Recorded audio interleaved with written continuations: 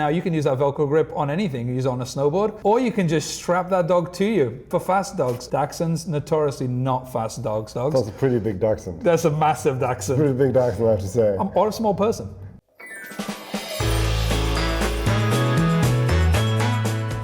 This is Design Roulette, and in this series we challenge designers with random prompts and try to use Figma as best as possible. And additionally, we have the roulette wheel which will spin and we'll have to do whatever it lands on. My name is Nico, and today we have Gui.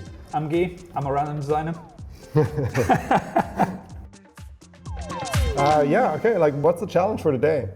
It looks like today we're doing Zoomie Gear, which is a sporting apparel for goods for dogs, for good dogs. They've provided some design files and they need help making eye-catching visuals, hero images, posters, and social assets. Okay.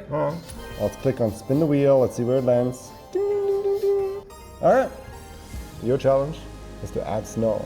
Okay, well, let's have a look. First of all, is that your pup? I know, that's my dog. That's Bart. You might have seen him in the other video, Hard Problems Are Hard. Oh, yeah. If you hold spacebar, cursor turns into a hand. If you come over here, you follow me.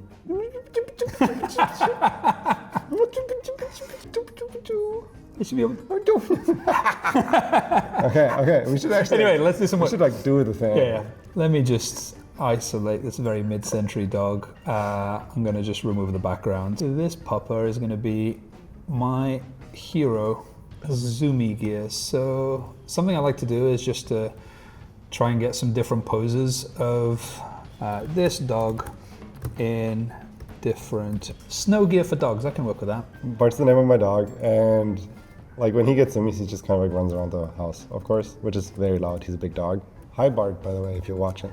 What we can ensure here is that all of those, if they all are set to after delay with 0 millisecond, a smart animate transition, and we gotta set this to linear, so and then we can have a little bit of a break here. And so now if I put this, see I'm trying to recreate the zoomies. So if you come over here, this and hit shift space, like I'm trying to get this to like, you know, like if you put that on the website, it's like, and like the dog should like run. So I'll keep working on this a little bit. I'll keep working Gotta love an animated header. Right? So something I like to do just to kind of get a sense of the flavor of these kind of models and stuff is to just try out all the different models. In Figma we have all the kind of frontier models loaded into these tools, so I can see what Nano Banana does with a prompt. I can then see what GPT does with a prompt, and I can see kind of which ones start to get me to something that's really good. Something that might save you a bunch of time is to actually make an image and ask it to do a grid. Give me options in a 3x3 grid. There we go. Now we're talking. Dachshunds are like probably the slowest little dogs you can I get. feel like you can play with it though, marketing wise. It's tiny legs. You can't play with tiny legs. They're gonna be slow. No, I mean you can play with it marketing wise for the fastest dogs. And then you see a Dachshund. Oh, this is actually really funny. Look over here. This is Dolores Park. It's Dolores Park in snow. Right now, because I'm at speed and I'm just generating ideas, I'm gonna get the AI to output some posters based on the hero mascot and the logo, and then I'm going to do that a bunch of times, and I'm going to see if anything starts to kind of come out. Usually I wouldn't have 5 minutes to think of a concept, so I would do the thinking myself, but right now at speed, let's just see what it can do. But I will call another design roulette wheel. So for the next challenge, you gotta add Velcro. Okay, I got it. Remember like kitten mittens? Yeah, like you put mittens on kittens, but here it's Velcros on paws for the skateboards. That's bindings. I mean, I still cannot believe that AI is just like actually that good. It is actually mad, isn't it? Like I remember thinking how long I used to have to spend like montaging these things in layers, you know, looking through stock photography and cutting them out and putting them together, and the lighting never matched, and now I can just sketch it out. In fact, I'd really love to show, here's a dog paw, here you go, and there's gonna be some Velcro, and there's gonna be a snowboard with a Velcro patch, and this is gonna be the base of my poster. I can just draw roughly what I want, and then AI will just like bring it to life for me instead of spending 3 hours mocking it up and then realizing it's a terrible idea. So What's really interesting about these models these days is they actually understand kind of a lot more intent than you realize. So you can annotate, you can draw something really rough, and you can say, make me a poster for this company. I have left some notes in red. Don't include those. But the poster should be about how you can have Velcro on dog paws to bind them. Oh, and we should probably give the brand colors as well, because why not? So when you Command Shift C is really interesting because you copy as a PNG, and now I can copy it. And if you ever need to copy a thing not as a layer but as a photo, quickly photo something, you can do that. So I can copy this whole poster, Command Shift C, and now I have an image-based version of that poster. It's just really great because sometimes your layers get really heavy because you've got so many nested things and you just want a snapshot. Just Command Shift C will get you out of that bind. Basically, think about like a very minimalistic poster with just the door opening up, but it's like the door is the only visual element you see, and the dog nose is like snooping through, right? But it's like very minimalistic, and then like for all the Velcro dogs out there, Zoomie Gear. These posters were all over the place. So maybe what I'm going to do is I'm just going to go and select a dog paw using the select area tool. The other thing is you can also roughly mock up your thing. Doesn't have to be as bad as like a pencil drawing. You roughly compose it, and then you just dump that into the prompt box and say, just make this good. I'm not sure what was happening here. So. No, but it's like, it's good. I feel like it's like, there's so much of design. It's just like, you need like 900 bad ideas. That's true. Like, and it's like, I feel like that sometimes like, oh, AI is one-shotting the thing. And I'm like, okay, if I would work a problem that I can one-shot by just drawing one idea, I don't know, that doesn't sound like a cool problem to me. Yeah, exactly, yeah. Right? Like you do have to spend more time solving it. I do wish, we should talk to the team about this. I do wish I could just like talk.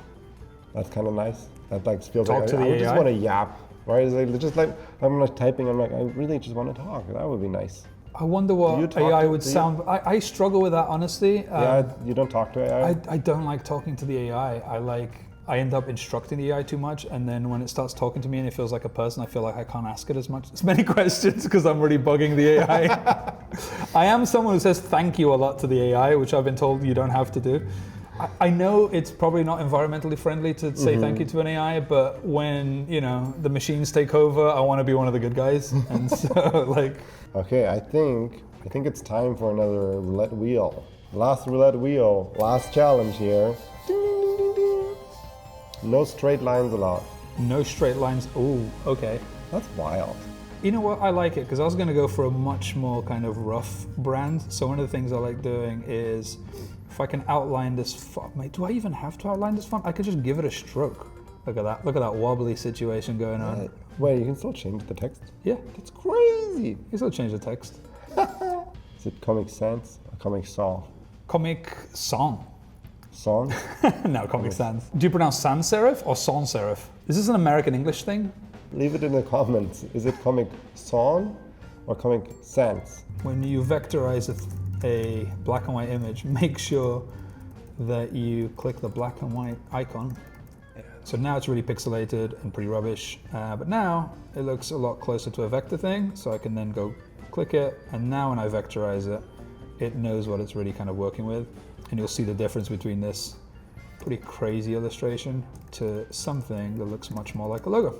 It's also amazing like how incredible this technology is, and I'm still like, as designers we move so fast, and now even waiting for AI, you're like, come on. I remember like having to wait overnight to download an MP3, and now it just happens on the fly. Welcome to our final presentation. I have 3 ideas to show you all. The first idea is like really kind of like trying to hone in on like the fastest dog idea. And either I think there's one way to do this with like an actual animation, right? Where it's like you're on the website, like you said, maybe you hold a bone on the website and the dog keeps running, right? Alternatively, this is the other idea that you could pick, is you could like play for something like this. For the fastest dog in the whole wide world, your dog. And then that kind of like ideally plays the thing, and it's funny because it's like the dachshund is clearly not the fastest dog in the world.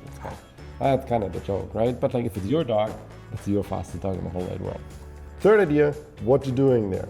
Isolated shot, just a thing. For all the Velcro dogs out there, Zoomie Gear. And then I think the last one was just like, dogs do dream a lot. And so I think that dogs dream of themselves as kind of like the princess, like the prince or the kings of the world. I really didn't know what to do with no straight lines, so please don't be so hard on me. I think you nailed the no straight lines. I know, but like look at the typography. Like I will say the brand police is going to be on you. What about you? My one was very light on concept.